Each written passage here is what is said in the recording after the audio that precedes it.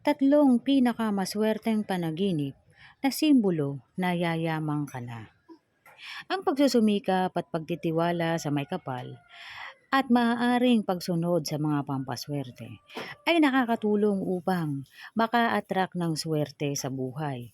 Ngunit ang ating mga panaginip ay nagpapahiwatig na tayo ay magkakaroon ng magandang kapalaran.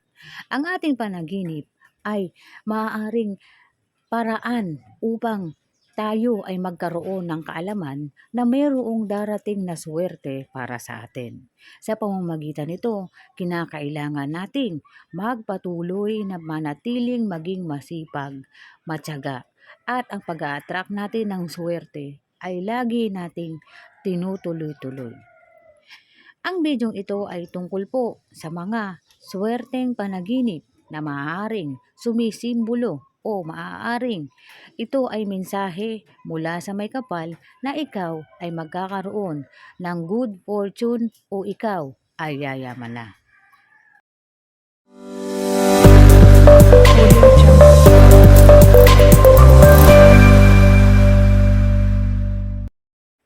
Gold.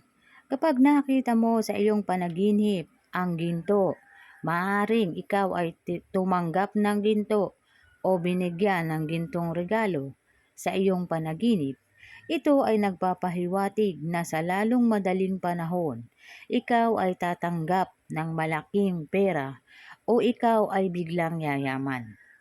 Ang panaginip na ito ay mensahe mula sa may kapal na panatilihin ang iyong pagiging masipag at pagtsatsaga dahil ang pag-unlad ay abot tanaw. Kapag nakita mo ito sa iyong panaginip, rice grains. Ang panaginip tungkol sa butil ng bigas ay nangangahulugan na ang magandang kapalaran ay naghihintay sa iyo ng masagana. Ang ibig sabihin, para sa mga taong nagpapagal o nahihirapan sa kanilang trabaho o sa kanilang buhay, kapag ito ay napanaginipan mo, ang may kapal ay nagmemensahe na meron kang nag-aabang na magandang kapalaran. Tandaan mong mabuti, palaging mag-a-attract ng mga pampaswerte para mas mapadali o sa lalong madaling panahon ay makamtan mo ang swerteng ibinibigay sa iyo ng may kapal. Ito ay ayon sa mga nagbabasa ng panaginip o ang mga taong marurunong bumasa ng mga magagandang panaginip. Kapag nakita mo ito sa iyong panaginip, ito ay dumi o poop. Ang mga dumi o poop ay nangangahulugan ng kayamanan. Ito ay tanda na makakatagpo ka ng hindi inaasahang swerte o kayamanan. Ang mga dumi ng hayop sa bukid, kapag ito ay napanaginipan mo, ang ibig sabihin, ikaw ay mayroong kaunlaran at kikita ng malaki ang iyong negosyo. Ito ay para sa mga businessman o mayroong mga negosyong mga tao. Maraming tao ang nagnanais ng pagyaman sa buhay, ngunit mayroong iilan na nabibigyan ng pahiwatig ng may kapal kung ano ang mga kanilang magiging kapalaran pagdating ng panahon. Palaging nag-a-attract ng pampaswerte ang mga taong maalam.